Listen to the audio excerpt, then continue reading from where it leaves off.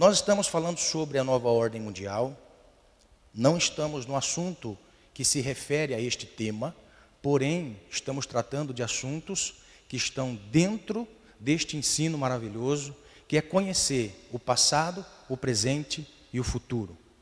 Nós temos o passado em nossa memória, porque pessoas se preocuparam em escrever. Nós temos um presente vivido, porque existem pessoas observadoras. E nós temos um futuro por revelação de homens que Deus se agradou em revelar coisas que estão destinadas ao futuro. Então, nós somos privilegiados, porque nós temos aquilo que nós nos fundamentamos, como uma história que foi verdade o que aconteceu. Nós estamos vivendo aquilo que a Bíblia diz para nós, e nós temos uma firme convicção que homens separados que foram pelo Senhor para trazer a nós revelações do que está por acontecer.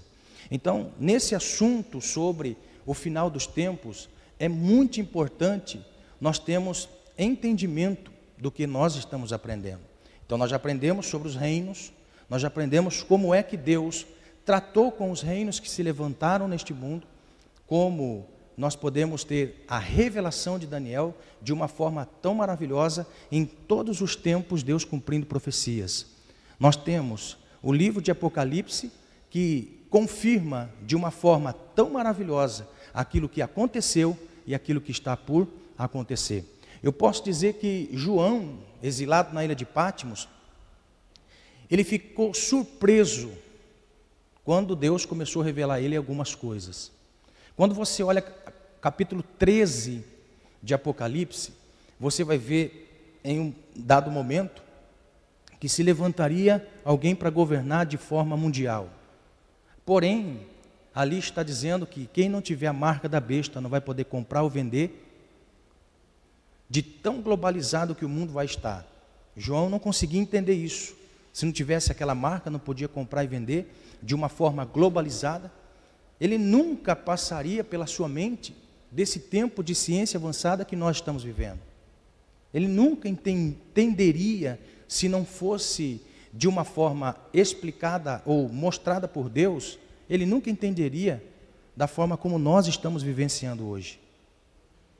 De uma forma tão globalizada, de uma forma tão unificada, ele nunca entenderia como nós estamos entendendo hoje. Então, nós vamos aprender sobre o livro de Apocalipse com conexões de texto. Eu gosto sempre de ensinar uma coisa. Quando nós estamos falando sobre estudo sistemático de um assunto, que é o que falta compreensão para muitas pessoas, em dizer assim, a teologia é do diabo, porque a letra mata. Olha a ignorância. Usa um texto bíblico de Coríntios para dizer que a letra mata. Mas Paulo não está falando sobre a letra de um conhecimento, mas está falando sobre a lei versus a graça. Então, quando nós olhamos para esse estudo sistemático, nada mais é do que um estudo por temas, em que a Bíblia, ela é o único livro que não se contradiz, mas se completa. A Bíblia não se contradiz, mas a Bíblia se completa. Por quê? Porque homens inspirados pelo Senhor, num período de 1500 anos, que viveram em costumes diferentes, línguas diferentes, viviam em estilos de vida diferentes, mas em todos os momentos que foram levantados para profetizar a respeito de algo que Deus queria que profetizasse, eles, em uma sintonia de revelação, completa outra profecia de um outro profeta. E a Bíblia é maravilhosa por causa disso, ela se completa, ela se explica. Então, nesse tema que nós estamos ensinando sobre o futuro que está por acontecer, nós temos muitas revelações de vários autores. Então, isso é um estudo sistemático, que você agrupa todas as profecias, você agrupa todos os assuntos e você ensina de forma sistemática. É por isso que nós fazemos conexão de texto. É por isso que nós pegamos e abrimos no livro, abrimos no outro, usamos um verso. Por quê? Porque se completam. Há um completar de graça, de favor de Deus para nós. Então, este estudo é um estudo sistemático. E nessa noite nós vamos falar sobre a grande tribulação. Semana passada falamos sobre o tribunal de Cristo e as bodas do Cordeiro. A igreja, nesse tempo, não está nesta vida, não está nesse nível. A igreja está desfrutando de um descanso no período de 7 anos. É onde nós falamos a semana passada sobre o tribunal de Cristo e as bodas do Cordeiro. Só que nesse rapto que houve para a igreja, que é um livramento de Cristo nesse período da graça que nós estamos vivendo, nós somos salvos pelo sangue de Jesus. Somos salvos por esta graça, por este favor imerecido. Então se estabelece neste tempo da graça um tempo onde nós somos favorecidos por o sacrifício de alguém que nos deu acesso a Deus para ter entendimento sobre uma nova vida, viver uma expectativa nova de vida, ter um entendimento contrário àquilo que nós tínhamos no passado. Então passamos agora a ser disciplinados no Senhor e fortalecidos nessa graça de Deus que me dá a oportunidade. Pastor, o que é graça? Graça é a oportunidade de se levantar depois da queda. Isso é graça. Graça é a oportunidade de você não ser morto com pedras, não ser morto arrastado por carroça, não ser morto conforme critérios da lei, mas é a oportunidade de você se colocar de pé. Então, quando nós olhamos para esse período, vai se findar quando ele vier buscar a sua igreja. É isso que Jesus vem fazer. Jesus vem para quê, pastor? Jesus vem para livrar a igreja da ira futura, do que vai acontecer nessa vida. Enquanto a igreja está em cima, este mundo continua a vida. Enquanto a igreja foi livre da ira de Deus, este mundo continua no seu sistema e vai piorar a cada dia. Amém? Então, nós vamos falar sobre a grande tribulação, que é o período que se inicia após Cristo levar a sua igreja, após Cristo levar os filhos. Ficará este vazio, esta lacuna. Você consegue imaginar? Você consegue imaginar? Acostumado você está com a sua mãe crente, acostumado você está com seu pai crente, acostumado com seu filho crente, acostumado com seus parentes crentes. De repente não vai estar mais aqui, não só ele, mas muitos outros que estão na fé em Cristo Jesus, guardando a palavra do seu testemunho. E não está mais. Imagine o caos que o mundo vai passar. Imagine a tristeza que o mundo vai enfrentar por esta separação. Por quê? Porque Cristo levou a igreja para que a humanidade passe por um período de grande tribulação. Este período, eu quero fazer alusão a isto para você entender. Estamos vivendo um tempo difícil. Estamos vivendo um tempo onde não é a grande tribulação, mas é uma tribulação. Nós estamos vivendo tribulação em algumas áreas da nossa vida. Estamos vivendo tribulação na ordem social. Por quê? Porque parece que o certo é errado e o errado é certo. Estamos vivendo uma crise social, uma tribulação social. Nós estamos vivendo uma tribulação espiritual. Nós estamos vivendo uma tribulação espiritual tamanha. E quando nós falamos de tribulação espiritual, estou falando da igreja. A igreja é o parâmetro, é um termômetro espiritual no mundo. Se Israel é o relógio escatológico de Deus para o tempo do fim, a igreja é um termômetro de Deus para esta vida. Não é muito dificultoso nós olharmos para aquilo que nós chamamos de igreja e ver que estamos passando por uma tribulação. Estamos passando por um período de incompreensões. Nós estamos passando por um período de turbulência eclesiástica. Estamos passando por um período de turbulência terrível dentro da comunidade igreja. Isso é fato. Isso é fato. O que nós estamos vivenciando nos dias de hoje, alguém diga assim, pastor, a igreja está crescendo. Não, a igreja está inchando. Quando incha, é porque o rim não está funcionando. Agora, um crescimento saudável gera pessoas saudáveis. E o que nós estamos vendo nos dias de hoje? Senão uma tribulação eclesiástica. Nós estamos vivendo uma tribulação, mas é necessário. Porque Cristo só vem Se primeiro houver uma grande apostasia, são sinais, isso é tribulação. São tribulações que nós estamos vivendo. E nesse período de tribulação que estamos vivendo, muitas vezes, nesta tribulação eclesiástica, que é a igreja do Senhor na terra, nós muitas vezes perdemos referências. Quantas pessoas que dizem assim, eu para ser crente igual fulano, Bertano e Cicrano, é uma tribulação eclesiástica, é uma tribulação aonde a apostasia está crescendo, mas eu tenho que firmar minha fé, porque Jesus não vem sem antes não houver uma grande apostasia. É a tribulação dos dias que nós estamos vivendo. Nós estamos vivendo uma tribulação econômica mundial. Estamos vivendo uma tribulação econômica. O que dizer das nações que estão interligadas em si? Nós podemos ver um vírus que não tinha nada a ver conosco, afetou a cada um de nós. Nós não tínhamos nada a ver com o vírus, porque o vírus nasceu na China, e nós não tínhamos nada a ver com o vírus chinês, mas fomos afetados por causa do vírus chinês. Nós estamos vivendo uma tribulação econômica mundial. Nós estamos vivendo uma tribulação política. Eu não sei se você está tendo a sensibilidade, mas nós estamos tendo uma tribulação política nunca antes vista a olho nu como nós estamos vendo. Nós estamos vendo uma tribulação política terrível, não só na nossa nação, mas no mundo todo. Mas isto é necessário acontecer.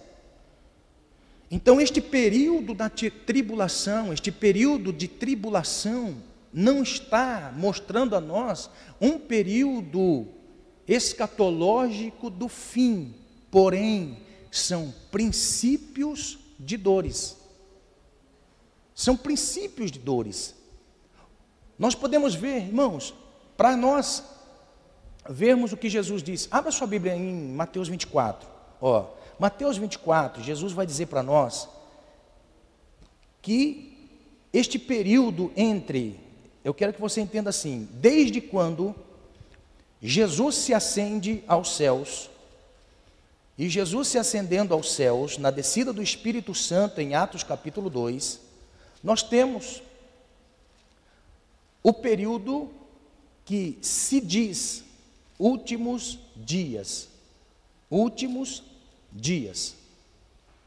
Quando a Bíblia fala assim para nós assim, últimos dias, nós não estamos engajados, apartando dos anos que se passaram, para dizer assim, estamos vivendo os últimos dias. Há pessoas que digam assim, nós estamos vivendo os últimos dias, olha só como que estão as coisas, olha como que está a mortandade, olha como que estão as guerras, olha como que está. Isto sempre houve até mesmo no tempo de Jesus.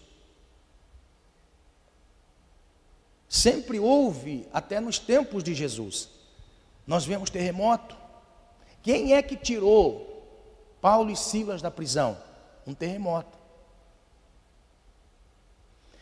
Nós podemos ver guerras. Se você estudar a história do nascimento de Jesus, você vai perceber que Jesus nasceu num tempo de crise política, econômica e espiritual, como nós estamos vivendo hoje, ou talvez até pior, de forma a mães matarem os filhos para comer por causa da fome.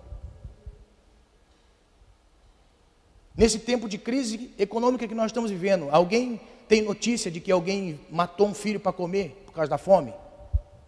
Então, quando a Bíblia mostra para nós fim dos tempos ou últimos dias, isto se aplica na descida do Espírito Santo, que é uma profecia infalível que estamos vivendo o tempo do fim, desde que o Espírito Santo veio sobre a terra, de forma a estar em cada um de nós. O que é que aconteceu quando o Espírito veio no dia de Pentecostes, que estavam reunidos em oração? O que é que Pedro vai dizer? Irmãos, vocês não ouviram o que disse o profeta Joel? E há de ser que nos últimos dias. Então os últimos dias não diz para nós que são estes dias que nós estamos vivendo, seja de quantos anos você tem, se 40, 50, 30, 60, não aplica-se a isso, a este tempo de últimos dias, mas se aplica na descida do Espírito Santo como os últimos dias. Agora você veja bem, se lá já deu início os últimos dias, o que é que nós estamos vivendo hoje? A hora extra, irmão. A hora extra. Nós estamos vivendo um tempo que Deus está segurando o ponteiro na 1/10 hora. Aleluia. Eu falo isso com temor no coração. Nós estamos vivendo os últimos dias, irmãos. E se os últimos dias se aplica na descida do Espírito Santo, o que quer dizer que neste momento que nós estamos vivendo? Aleluia. Nós estamos vivendo os últimos dias de forma, irmão, a dizer assim: meu irmão, apressa, busca ao Senhor, sirva ao Senhor, entra debaixo da graça, seja visitado pelo sangue, seja tocado pelo sangue, muda de vida, muda estilo de vida, se converta ao Senhor, entregue-se ao Senhor, não titubeie em dois pensamentos, caminhe no Senhor, na presença de Deus. Aleluia. Aleluia. Estamos vivendo nesse tempo. Estamos vivendo os últimos dias. Então, quando Jesus ele vai aplicar isso, ele aplica dos últimos dias até este período do fim. Ele aplica o tempo da graça e o tempo do fim. Então, o tempo da graça era chamado de tribulação ou aflição. Mas neste tempo da grande tribulação, estamos dizendo e aprendendo como os últimos dias, que é o tempo da aflição que há de vir sobre tudo, sobre todos, que é uma grande tribulação, ou seja, coisas nunca antes vistas, passa-se a existir. Você tem notícia deste tempo que nós estamos vivendo, onde um vírus consegue trazer, desestabilizar as nações de tal forma como nós estamos vendo? Nunca se ouve.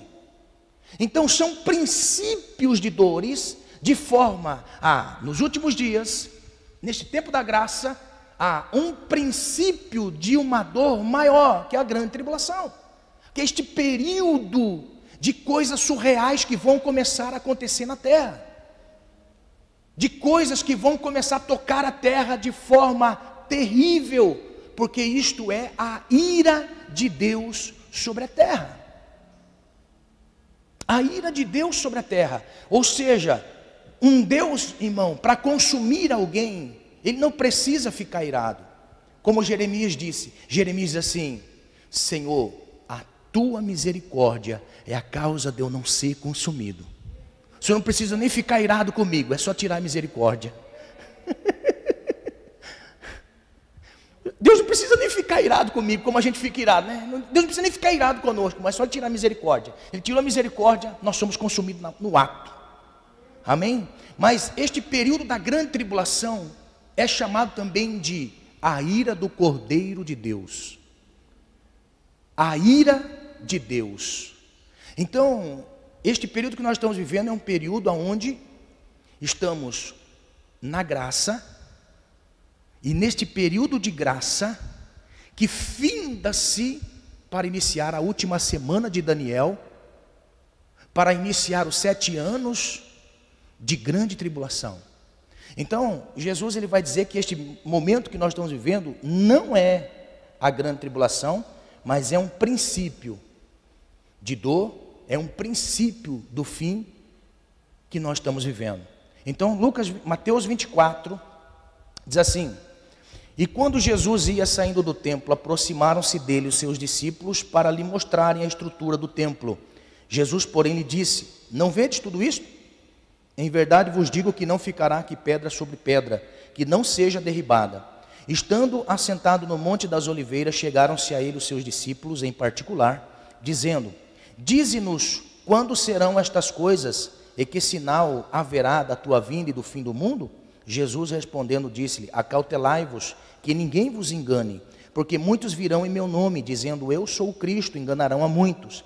E ouvireis de guerras, de rumores de guerras. Olhai, não vos assusteis, porque é mister que tudo isto aconteça, mas ainda não é o fim. Porquanto se levantará nação contra nação, reino contra reino, haverá fomes, pestes, terremotos em vários lugares.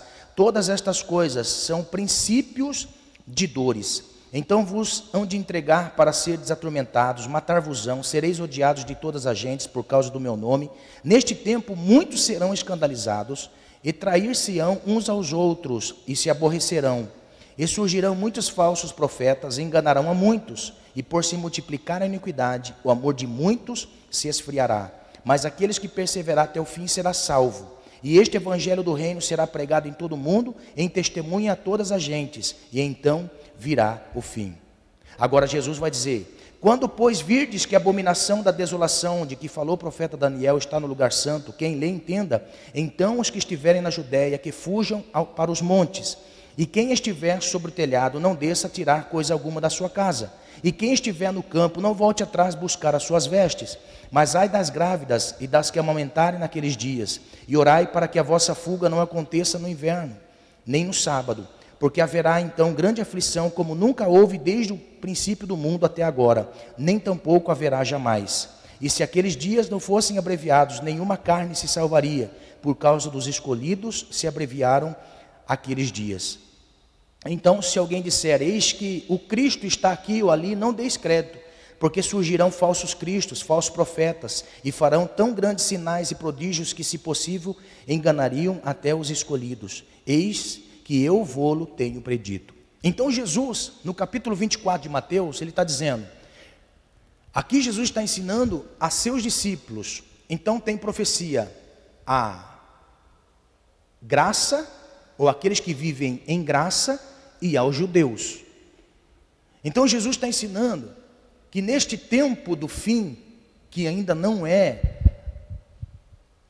o estabelecimento da grande tribulação, neste período da tribulação, Jesus ensina aqueles que vivem na graça e Jesus ensina aos judeus. Então Jesus ensina até a graça quando ele mostra os sinais. Jesus ensina até a graça quando ele mostra que haverá fomes, pestes, terremoto, nação contra nação. Aqui ele está dizendo alguns princípios de dores que passaria a igreja da graça, a igreja de Cristo, que passaria pelo período da tribulação. Porém, Jesus ele vai dizer agora um tempo difícil para a nação de Israel, porque ele disse, olha, o que disse o profeta Daniel, vai ter alguém ímpio sentado no lugar santo, e quando vocês virem esta abominação, eu quero que vocês entendam que um tempo específico na vida de vocês e profético na vida de vocês está acontecendo. Então fuja para onde vocês puderem para encontrar abrigo. Então Jesus ele mostra o que haveria de acontecer para a igreja em uma tribulação.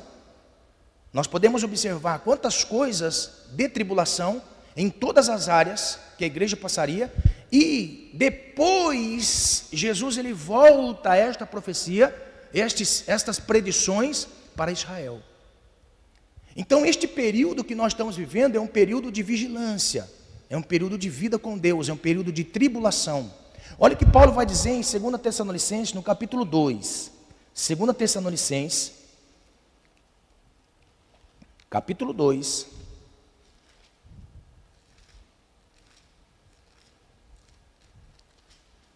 Segundo Tessalonicenses, capítulo 2, versos 6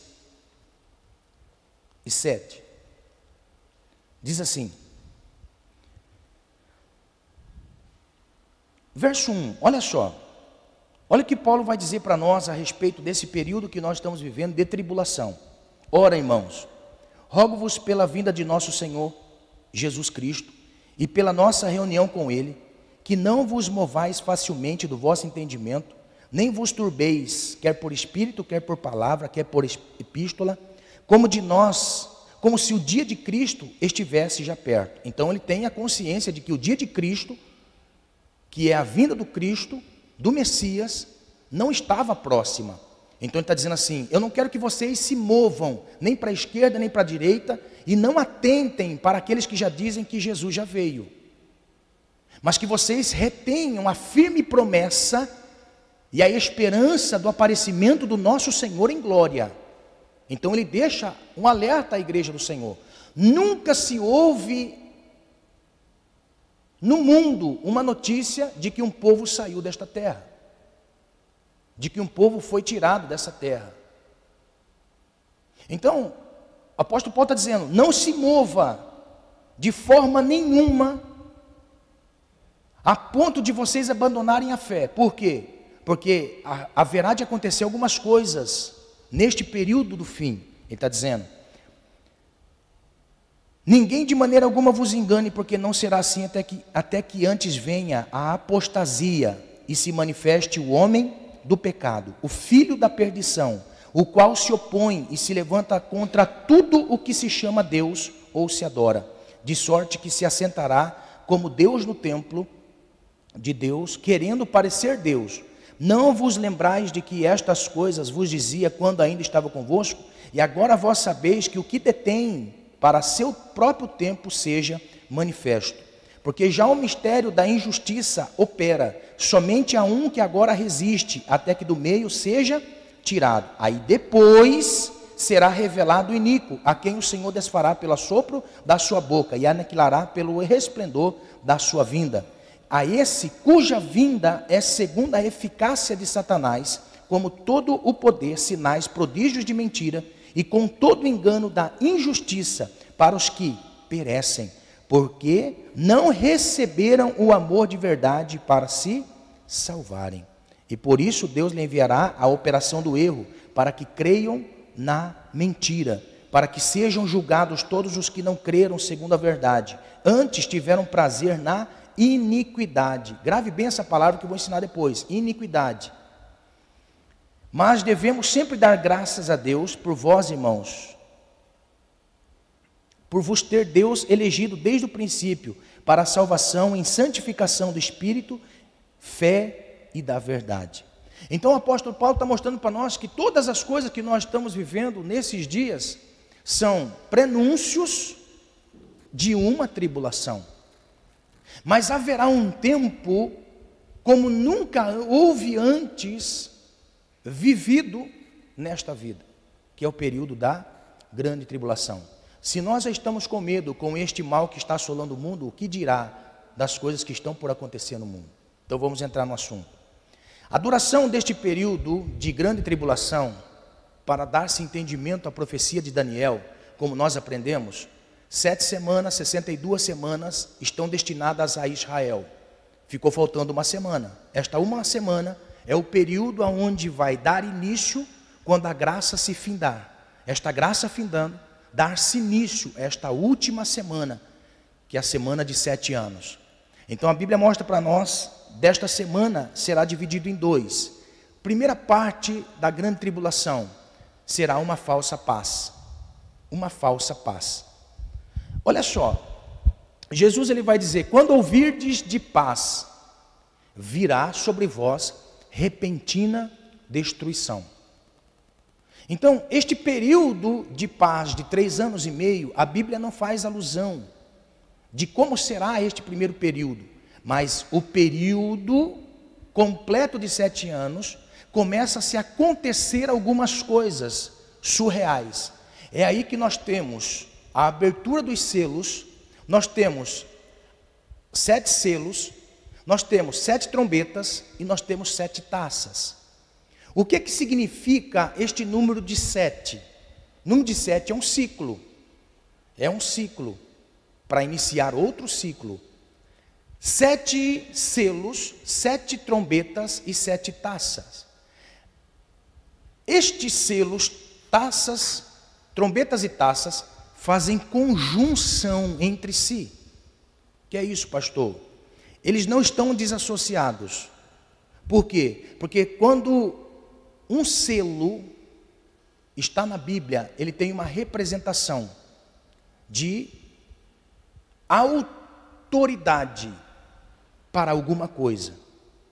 Então, se um rei quisesse emitir uma carta de autorização a alguma coisa, ele selava com seu anel. Ou seja, esta carta vai chegar ao destinatário. E esta carta tem um selo de autoridade. Então a Bíblia vai dizer para nós que João viu 7 selos. 7 selos. Que representa um selo? Representa a autoridade de alguém destinado a um lugar. Então, 7 selos são 7 autorizações de Deus para chegar a algum lugar. É uma mensagem que vai chegar a um lugar. Isto é representação de uma carta selada ou um selo. É um selo de autoridade. O que diz a respeito de trombetas? Trombeta é um sinal emitido, ou um som emitido, para que se faça alguma coisa. Então, todas as vezes que se usa trombeta na Bíblia, trombeta é um som emitido para que se execute alguma coisa. E quando a Bíblia fala de taça, a taça é uma representação de algo pessoal. Quando os discípulos chegaram para Jesus e disseram para Jesus assim: olha Jesus, nós vamos com o Senhor por onde o Senhor for. Aí Jesus fala assim: o cálice que eu bebo vocês não podem beber. Ou seja, aquilo que está destinado a mim exercer, vocês não vão conseguir, porque fala de algo pessoal. Aquilo que eu tenho que viver. Então nós temos 7 selos, 7 trombetas e 7 taças. Nós temos a autoridade de alguém para emitir algo. Deus tem autoridade para tocar a terra, tem autoridade para visitar a terra, e o que ele disse vai chegar, vai acontecer. Trombeta fala de autorização, mobilização, para que aquilo seja executado. E a taça representa a ira deste Deus tocando as pessoas. Existem pessoas que falam assim: mas pastor, Deus é tão bom, pastor, Deus é tão amor, que vai fazer isso mesmo? Se Deus não fizer isso, Ele não ama aquele que viveu em santidade na esperança da vinda do seu Filho.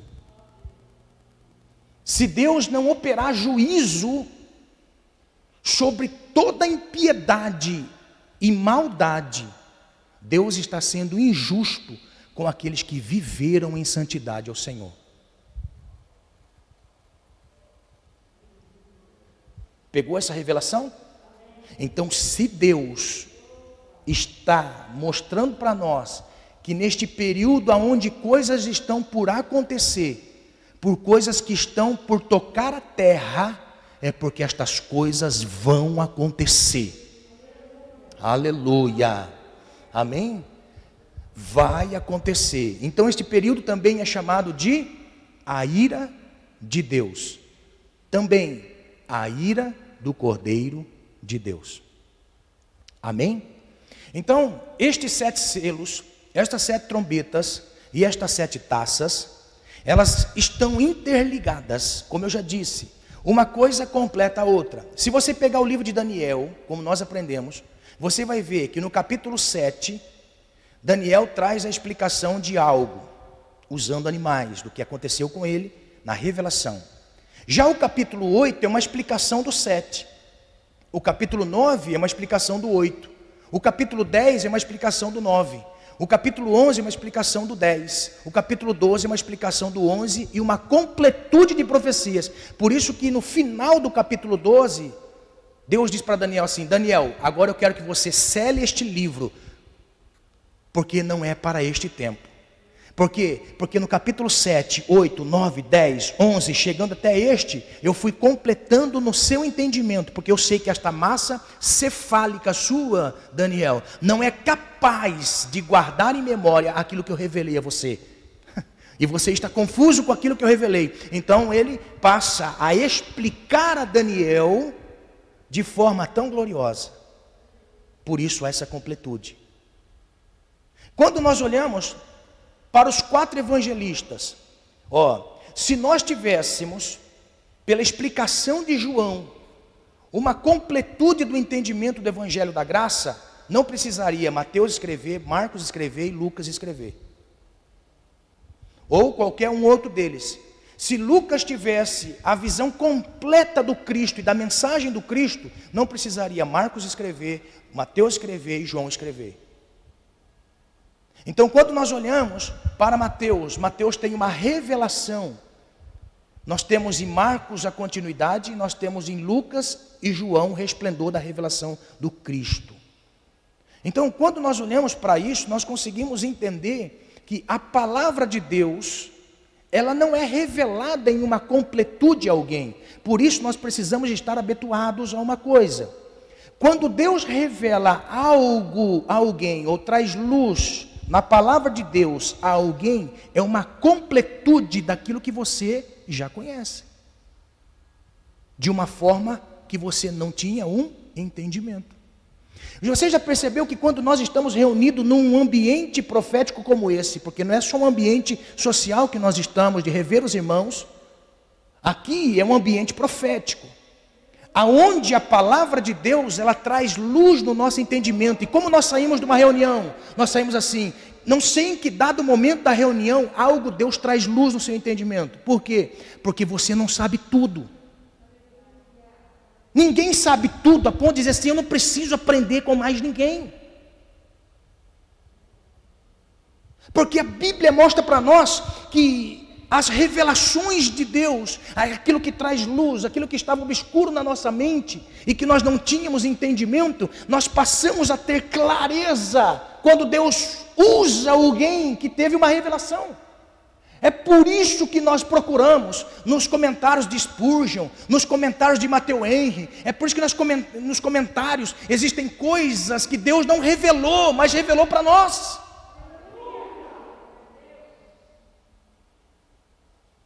Existe coisa, irmãos, tem coisas na Bíblia Sagrada, olha só, tem coisas na Bíblia Sagrada que escritores não têm interpretação,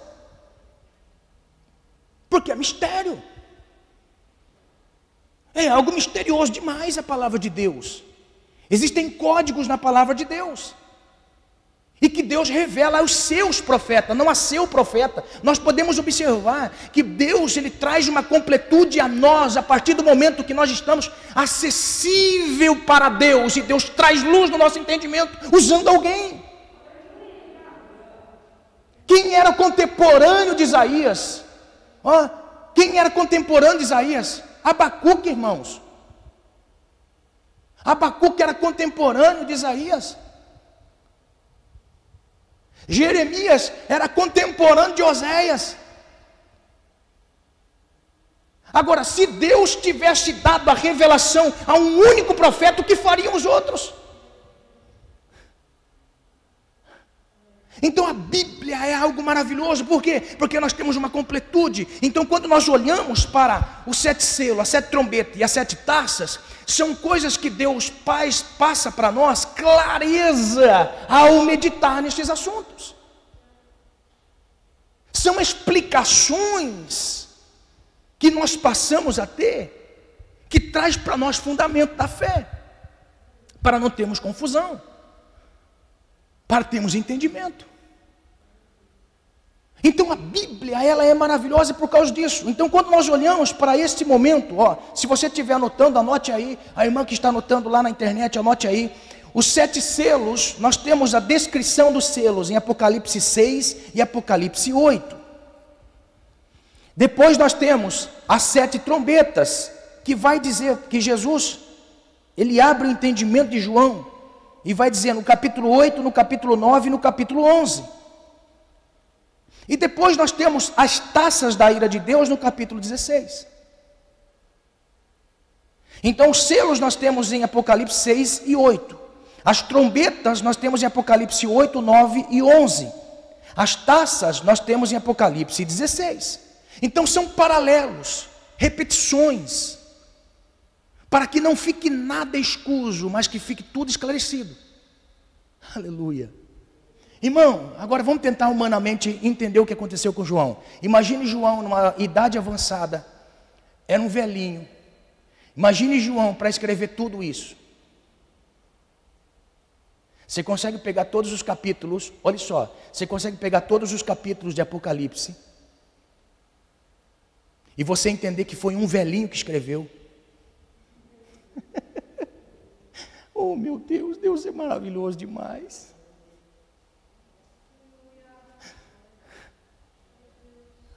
Foi um velhinho que escreveu, irmãos. Agora olha só, quem dizia a ele? Jesus dizia a ele, ancião dizia a ele, anjo dizia a ele. Você já consegue imaginar? Aqui é um humano que nem eu dizendo assim, escreve aí.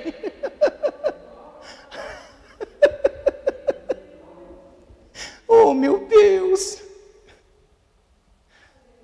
Você imagina um anjo chegar assim e falar assim, escreve aí, João. Que jeito, eu estou tremendo.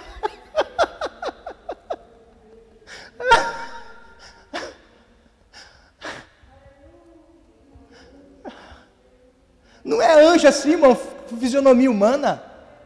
São anjos terríveis. Anjos que não têm aparência de anjo. Leia Ezequiel para você ver o estilo dos anjos.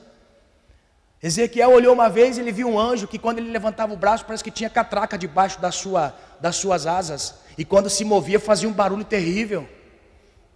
Existia anjo que era um anjo dentro de uma roda, dentro da outra roda.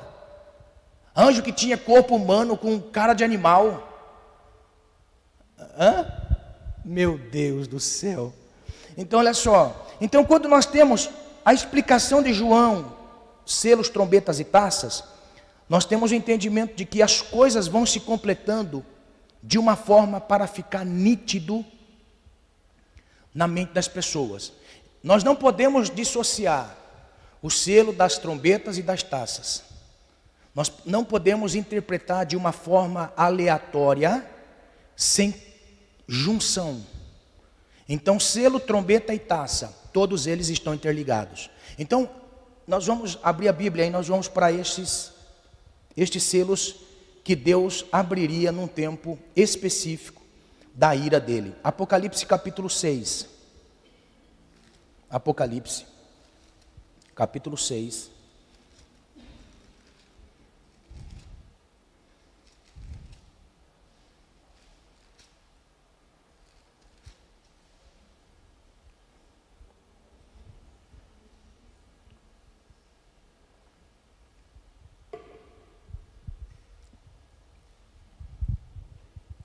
Apocalipse capítulo 6. Então nós temos a abertura dos selos, aquilo que estava oculto e que agora Deus traz luz para que isso toque as pessoas, para que isso seja vivido pelas pessoas.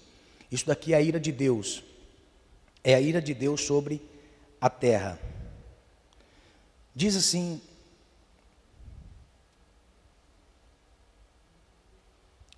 a palavra do Senhor.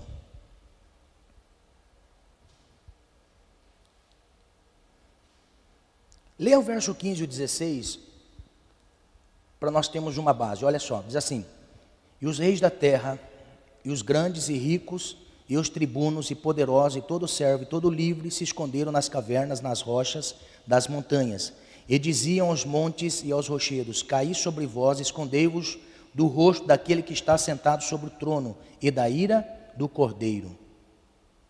Porque é vindo o grande dia da sua ira, e quem poderá subsistir? Então, olha só quero fazer um adendo aqui. Quantas pessoas, eu até comentei isso, quantas pessoas que no começo do ano, eles, até mesmo pregadores, pastores, defendendo Jesus.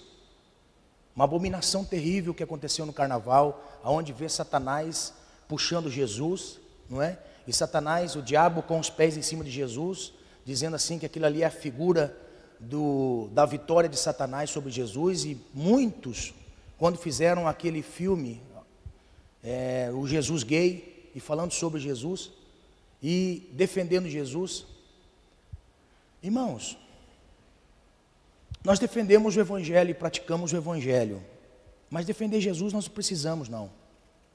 Nós precisamos defender o Evangelho de mudança de vida. Olha só, porque este momento que nós vamos aprender agora, isso aqui é a ira do Cordeiro de Deus. É a ira do Cordeiro contra todo esse tipo de coisa. contra todas essas coisas que hoje nós vemos de abominação. Nós vemos tantas coisas, tantas inversões de valores. E nós podemos ver que a ira do Cordeiro de Deus será derramada sobre a terra. Tudo isso está sendo escrito no livro do Cordeiro de Deus. Um dia terão que pagar as contas. Um dia é dia do acerto. Amém? Então, quando você vê alguém falando mal de Jesus e colocando Jesus, ridicularizando Jesus, não perca tempo não. Vai haver um dia que ele vai acertar as contas. E está aqui, ó, a ira do Cordeiro de Deus. Amém? Que será derramado sobre a terra. Não perca tempo não. Defenda o Evangelho. Amém? Defenda o Evangelho que você vive. Ou seja, quem você era e quem você é hoje. Defenda que existe um Deus que muda a vida de pessoas. Defenda esse Evangelho que muda pessoas. Amém? Olha só, então vamos lá. Capítulo 6, verso 1. Aqui nós temos o início da abertura dos selos. Então, o primeiro selo que se abre. E havendo... Lê para nós, por favor, alguém aí. Capítulo 6, verso 1.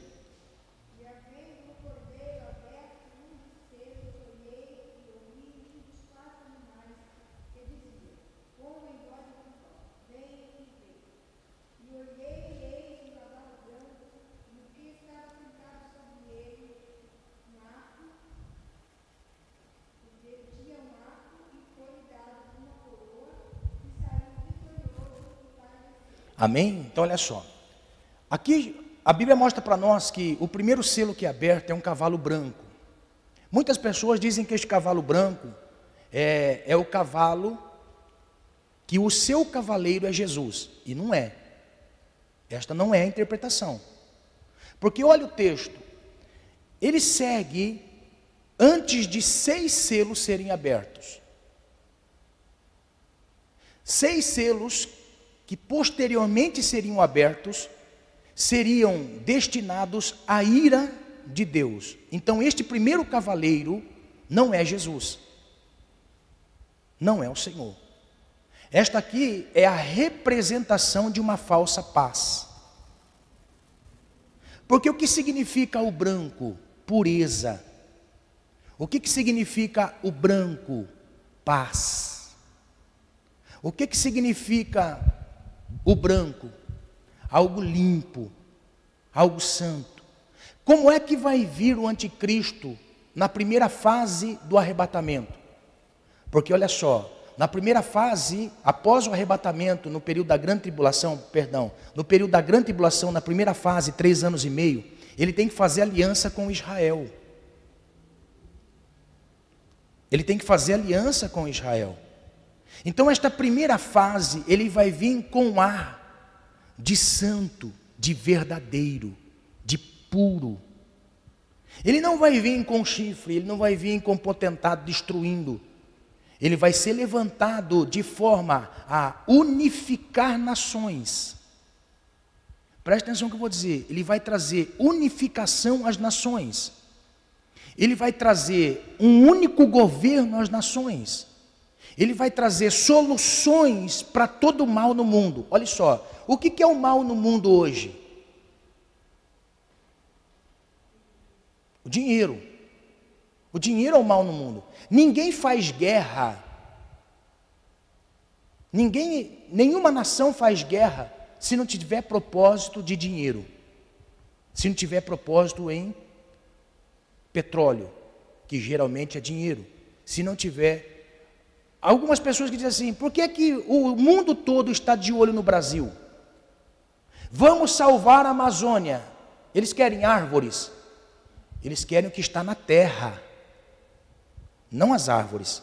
Porque se eles quisessem árvores, eles teriam cuidado das deles, replantado a deles. Eles querem aquilo que está na terra. Dizia o doutor Enéas, o mundo está de olho na nossa Amazônia, não é por causa das árvores, é por causa do ouro que nós temos como terra. Então ninguém faz guerra se não tiver intenção do dinheiro. Ninguém milita contra a justiça se não tiver poder e dinheiro. Da onde nascem as milícias? Nasce na busca pelo poder. Poder gera dinheiro. Da onde vem os prazeres? Do dinheiro. Sem dinheiro não tem prazer. Da onde vem o tráfico? Do dinheiro. Da onde vem a prostituição? Do dinheiro. Da onde vem os reinos poderosos? Do dinheiro. Então olha só, o primeiro selo que se abre é o selo da aparência do bem. Por quê? Porque a figura do anticristo que vai se levantar, que eu vou também mostrar isso depois que eu ensinar sobre a grande tribulação, vou entrar no assunto do anticristo, mas olha só, o anticristo ele vai vir com ar de amigo, com ar de autoridade. Lembra quando rejeitaram Jesus nos evangelhos? Jesus foi rejeitado por quê? É que ele ali é o filho de José, rapaz, não é filho de Deus, não é o nosso Messias. Aquele ali é o filho de José. Qual era a conversa entre os fariseus? Aquele ali é o filho de José, o carpinteiro, não estava entre nós esses dias mesmo? Por quê? Porque Jesus, o Messias de Israel, tem uma profecia de que quando ele viesse, ele iria libertar o seu povo da opressão romana. Mas aquele Jesus que veio em simplicidade, como homem, aquele Jesus que veio falando assim, se o teu inimigo te der um tapa, dá o outro lado.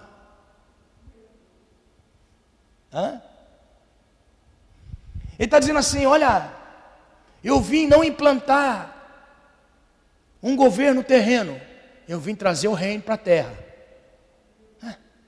Até os discípulos dele estavam confusos, por quê? Porque eles mesmos estavam entendendo que Jesus iria implantar um reino aqui na terra. No entanto, que 2 discípulos de Jesus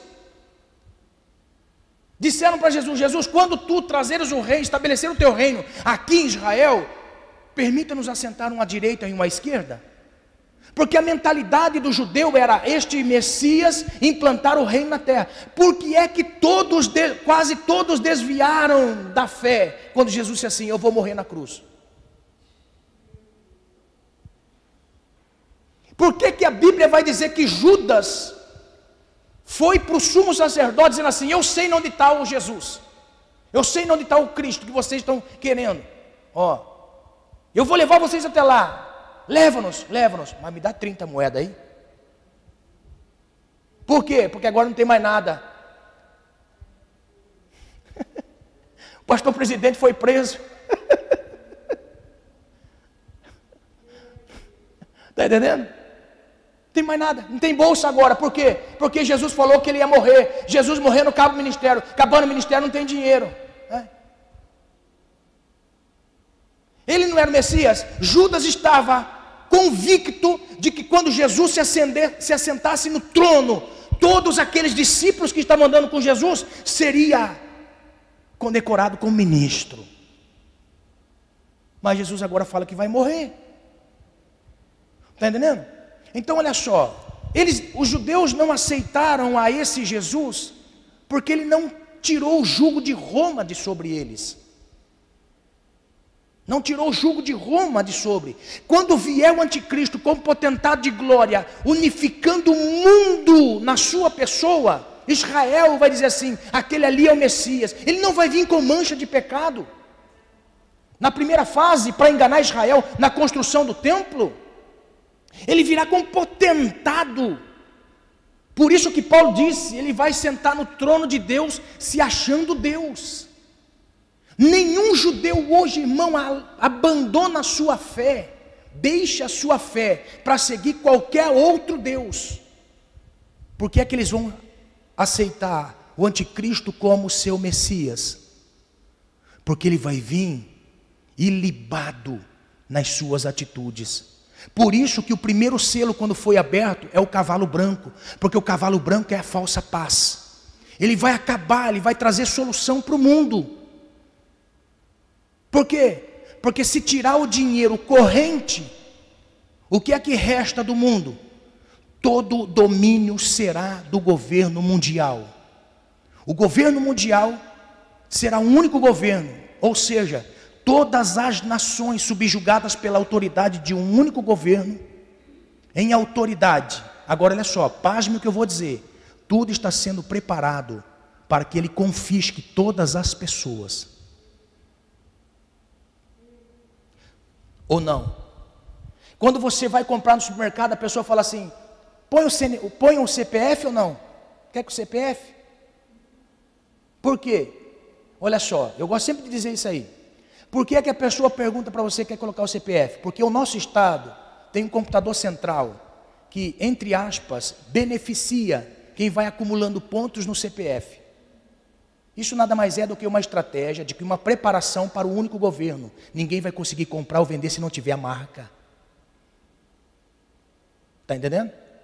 Quando você chega lá e fala assim, olha, a pessoa pergunta, quer CPF? Não, não. No governo mundial, que haverá uma falsa paz na primeira parte, todas as coisas serão confiscadas pelo governo. E ninguém vai comprar ou vender se não tiver a marca na mão ou na testa. Por isso uma falsa paz.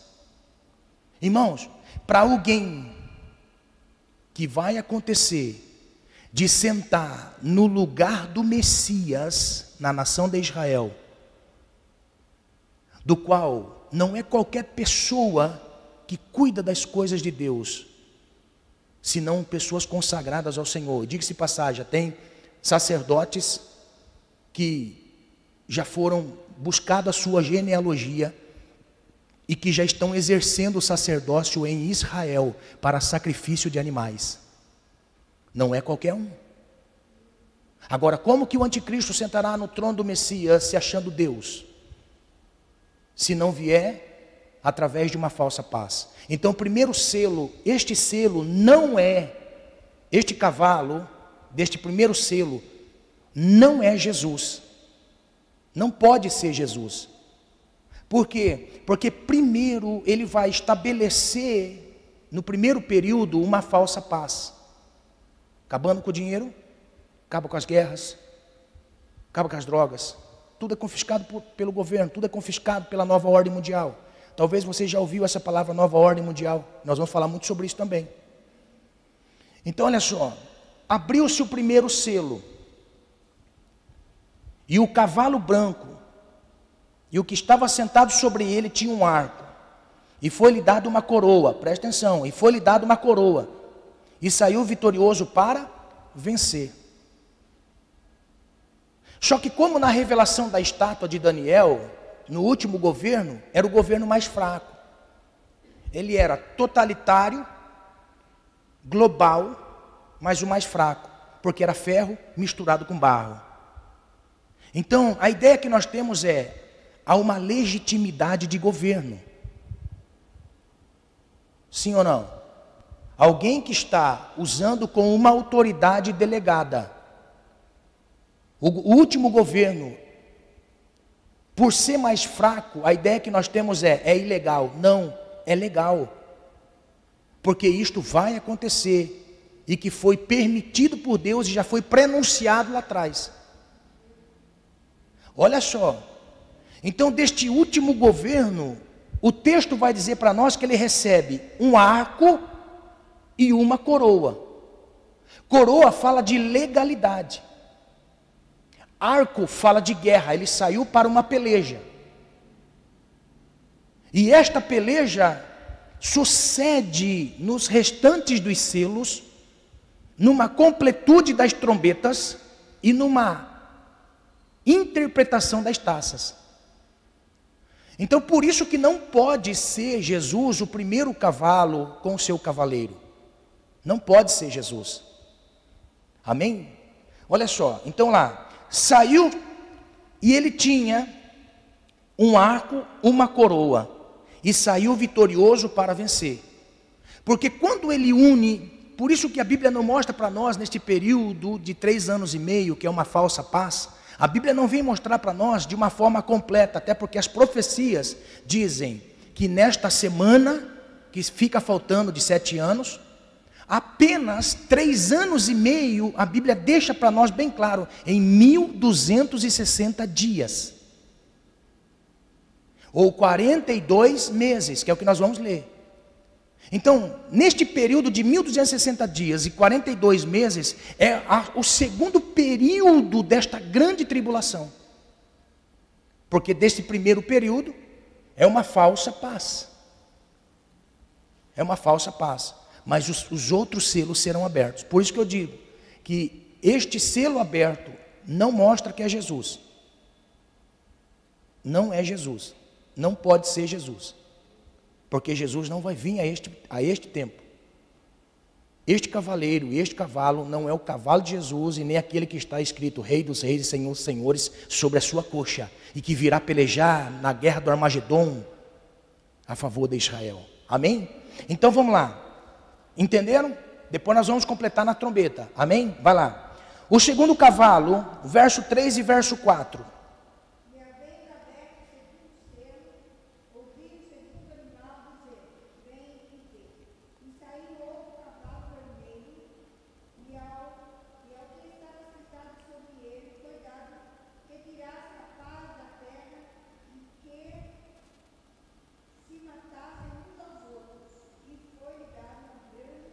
Olha só, então agora abriu-se um outro selo.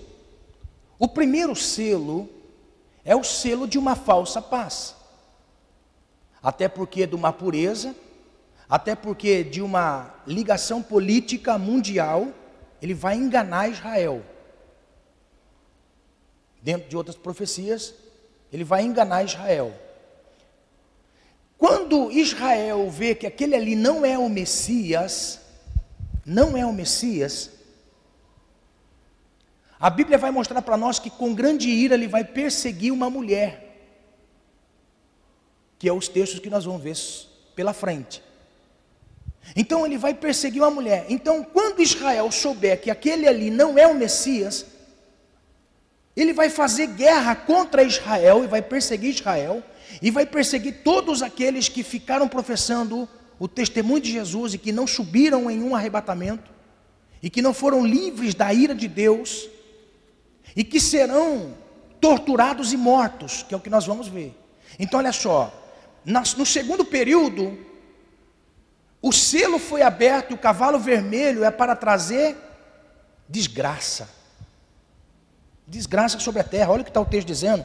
O texto está dizendo assim: e havendo aberto o segundo selo, e disse, vem ver. E saiu outro cavalo vermelho, que estava sentado sobre ele. Foi-lhe dado que tirasse a paz da terra, e que matassem uns aos outros, e foi-lhe dada uma grande espada. Então haverá um período de grande mortandade sobre a terra, e não haverá paz. Tirasse a paz. Olha só. O outro selo, que é o selo do cavalo preto, versos 5 e 6. Pode ler, por favor.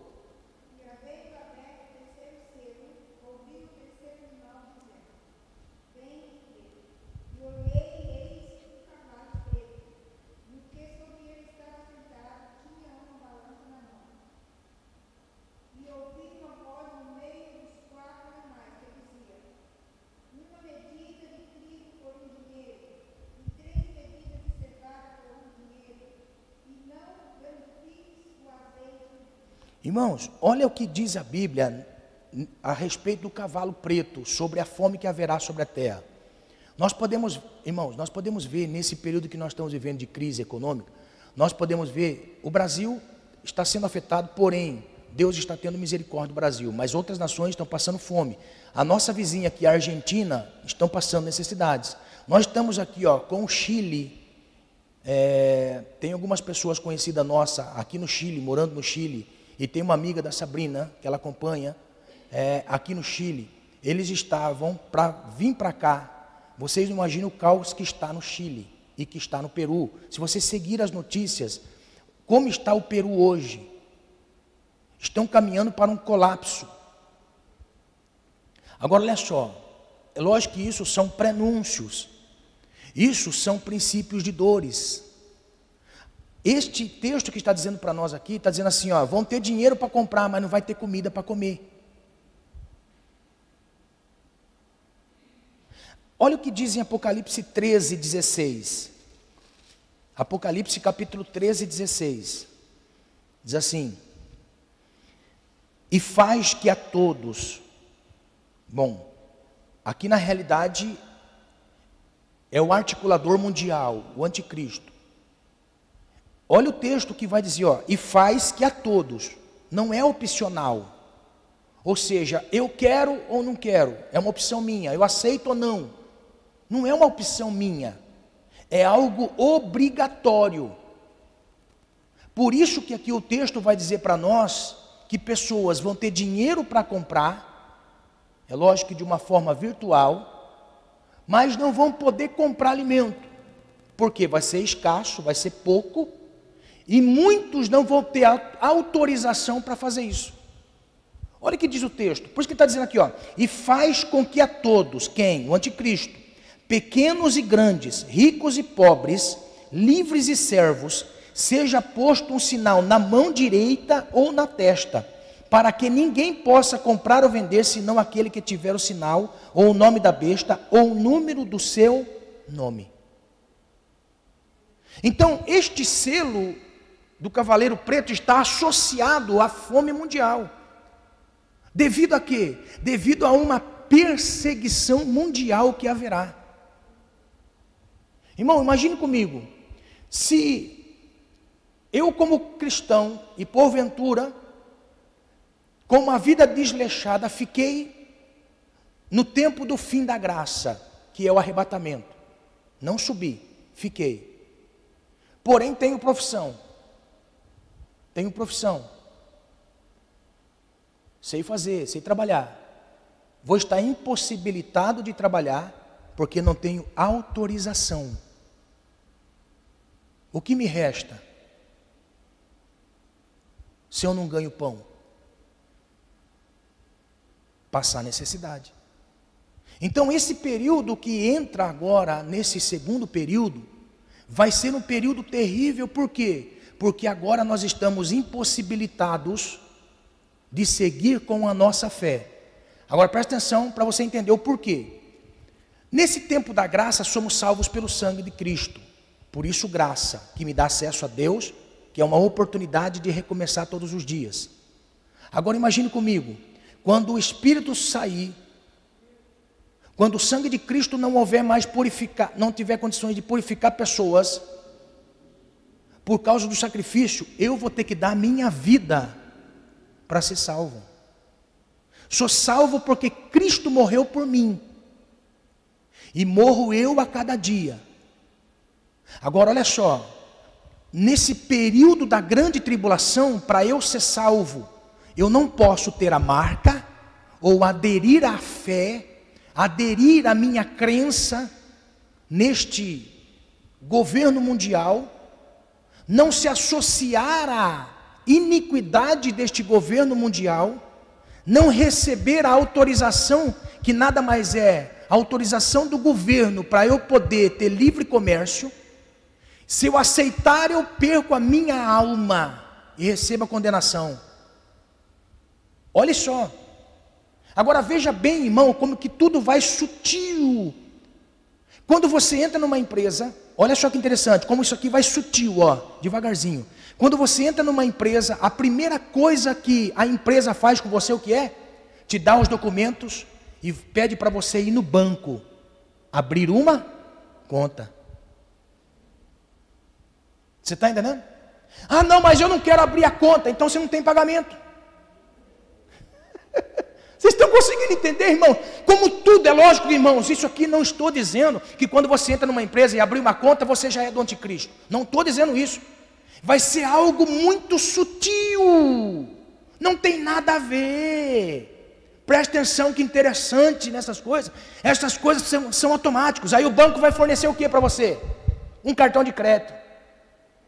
Você pode estar do outro lado do mundo, como eu já tive. Você pode estar do outro lado do mundo. Se você entrar num caixa 24 horas, sai o dinheiro ali, irmão.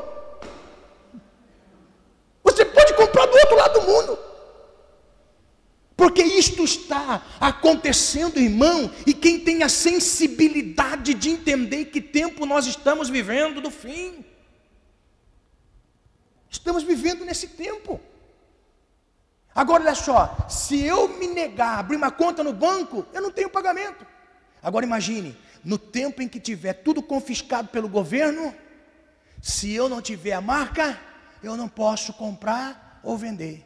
Uma outra coisa muito interessante, você já reparou como tem crescido o movimento de tatuagem no mundo? Você acha que é alguma coisa assim? Não, eu vou fazer só uma tatuagem assim, não tem nada, está entendendo? Aí você faz uma, faz outra, faz outra, faz outra. Agora por quê? Porque esta marca da besta, esta autorização do governo mundial implantada nas pessoas, todo mundo vai ver. Aí você chega assim, é apenas mais uma marquinha como as outras. Você está entendendo? Irmão, presta atenção no que eu vou dizer. O chip não é a marca visível da besta. Muitas pessoas falam assim, nossa pastor, mas estão implantando chip já, pastor, nas pessoas. Ai, estou com medo, pastor. O chip não é a marca da besta. Porque a marca da besta, nós vamos ver pelos textos, que a marca da besta é visível. Como também o selo que o anjo vai selar aqueles que não aceitam a marca da besta e que será visível diante das pessoas. Por isso que Satanás vai perseguir aqueles cristãos que não aceitarem a marca da besta, porque vai ter que dar sua própria vida, estão dispostos, mas não rejeitam. Aí vem o anjo e sela os eleitos e salvos da grande tribulação. É o que nós vamos aprender. Amém, amados? Olha só para você ver, tudo está caminhando de uma forma tão sutil, tão desapercebida, não é? Por que está, todo site tem lá, www, por que 3W? Por que o código de barra tem todos aqueles números, mas tem 3 barra maior? Você já percebeu que o QR Code, o QR Code tem um monte de quadradinho, mas tem 3 quadradinhos maior. Você está entendendo? Não estou dizendo que essas coisas são coisas do anticristo. Eu estou dizendo que são prenúncios para que o governo mundial controle toda a humanidade. Aconteceu um assassinato. Temos que procurar evidências do assassinato. Quem estava no local? Quais eram as pessoas? O que estavam fazendo? De que maneira? Olha só, como que nós vamos ver isso? Sinal do celular.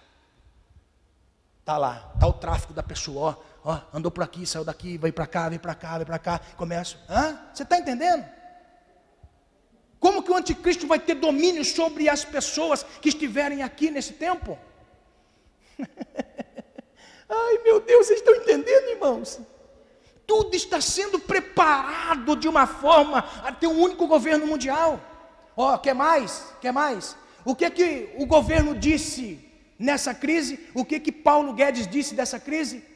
Que nós agora conhecemos todos os informais. Por quê? Porque antes eles eram desconhecidos, mas agora nós temos cadastro de todos eles. Vocês estão entendendo? Irmãos, é de arrepiar essas coisas. Não é tempo de nós titubearmos em 2 pensamentos. Isso me consome todos os dias. Deus fala comigo, rapaz, toma jeito, vai pregar o evangelho, vai pregar o evangelho, vai pregar o evangelho.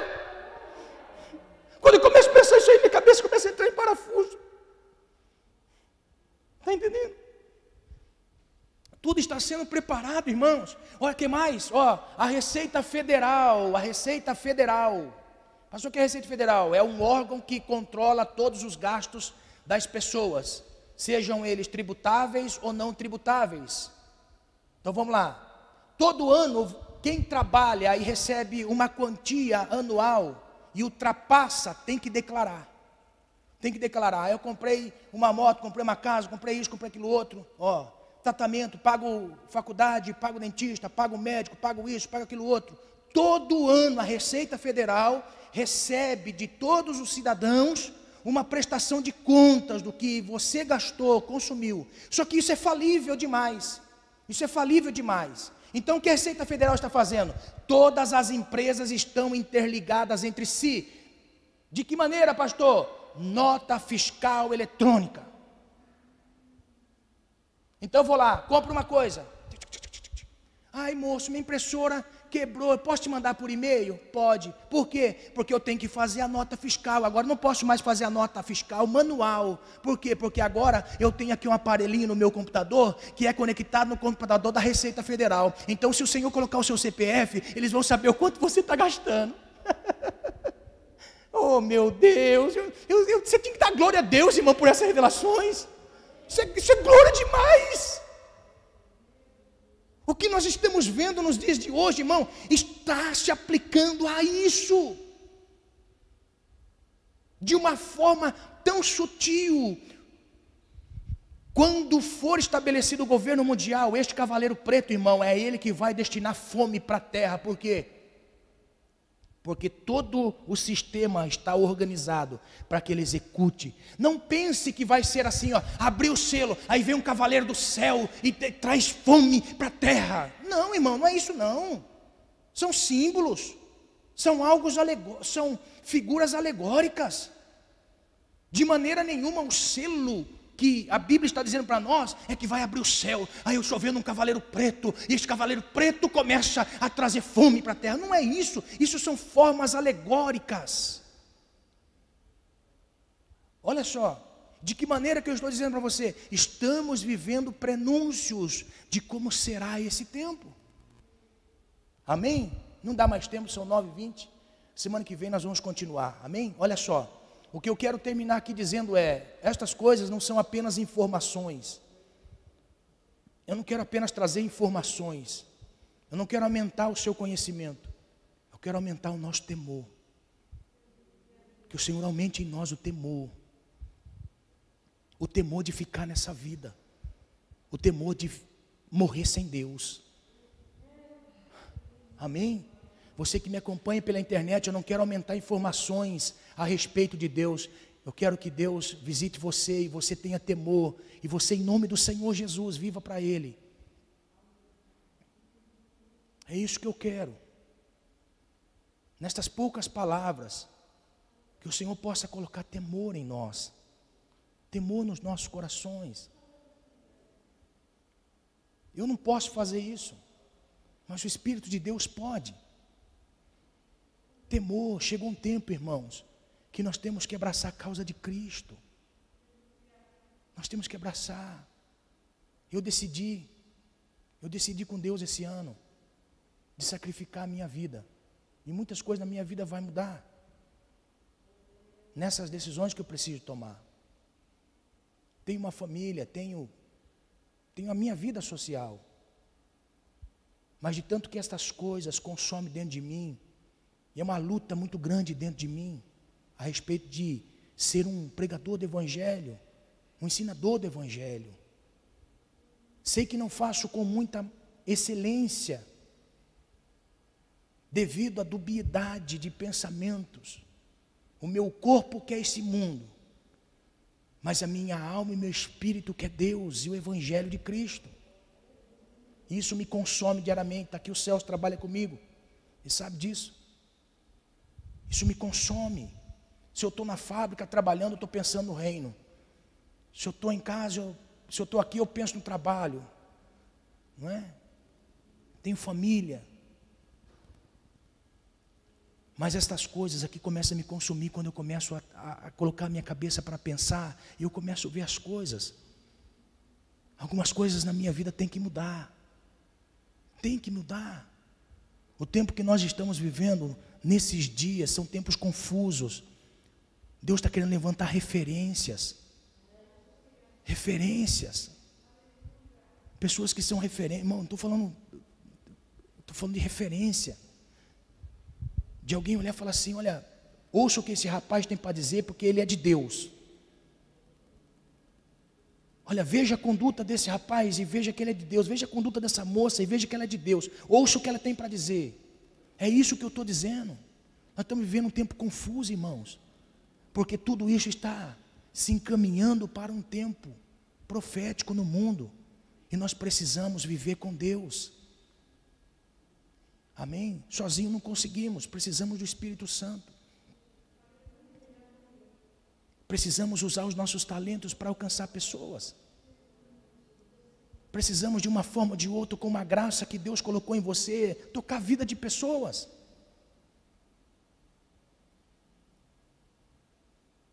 Amém?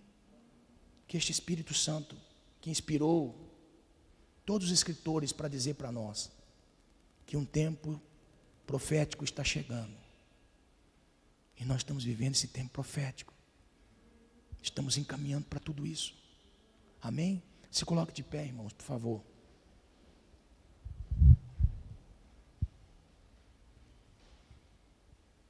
Eu sei que nesse tempo de confusão que nós estamos vivendo, onde está muito confuso servir a Deus, muito confuso ser um cidadão, onde as bases estão sendo destruídas. Você pode ver, o diabo quer destruir famílias, trazer vergonha às famílias. O diabo quer destruir, trazer vergonha à igreja de Deus. Porque são dois pilares que Deus colocou no mundo, para que não perca uma direção, uma referência. E nós precisamos, em nome do Senhor Jesus, entender isso. Esse tempo profético que nós estamos vivendo, é um tempo que Deus quer levantar pessoas como referência, para que as pessoas digam assim: pare para ouvir o que essa pessoa tem para ouvir, porque essa pessoa é de Deus.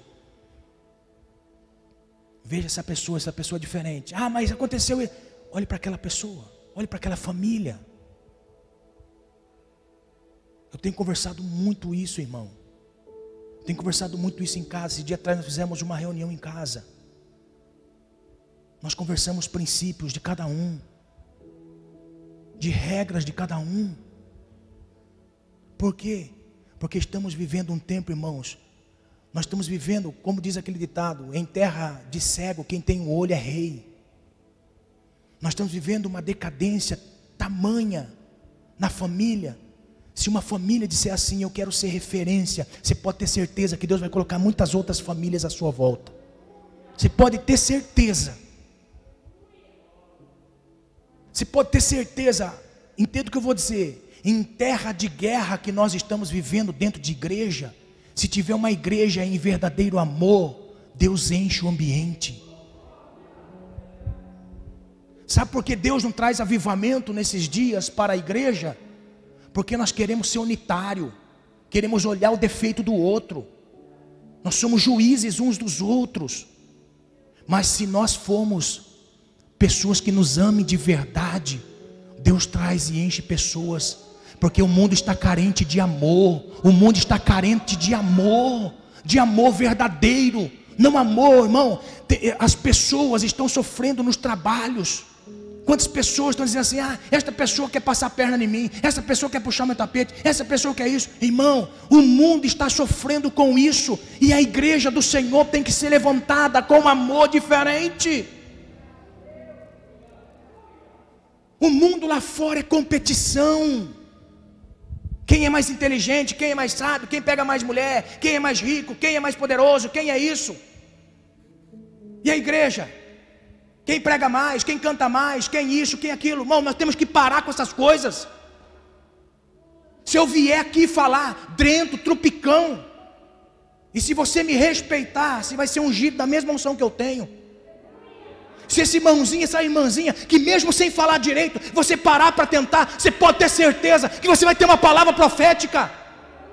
Nós estamos vivendo, irmão, um tempo que está se encaminhando para um tempo profético. E Deus quer levantar a igreja de Deus, quer levantar famílias. Aleluia!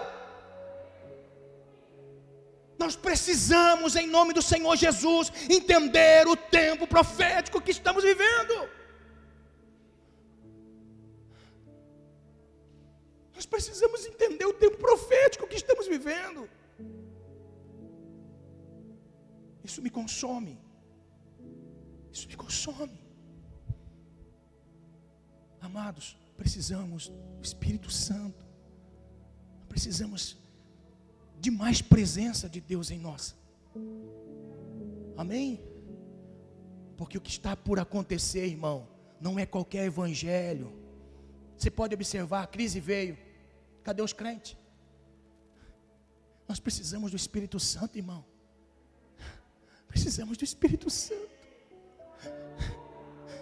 Nós precisamos do Espírito Santo. Eu conclamo a igreja em nome do Senhor Jesus. Eu conclamo as famílias em nome de Jesus. Amém.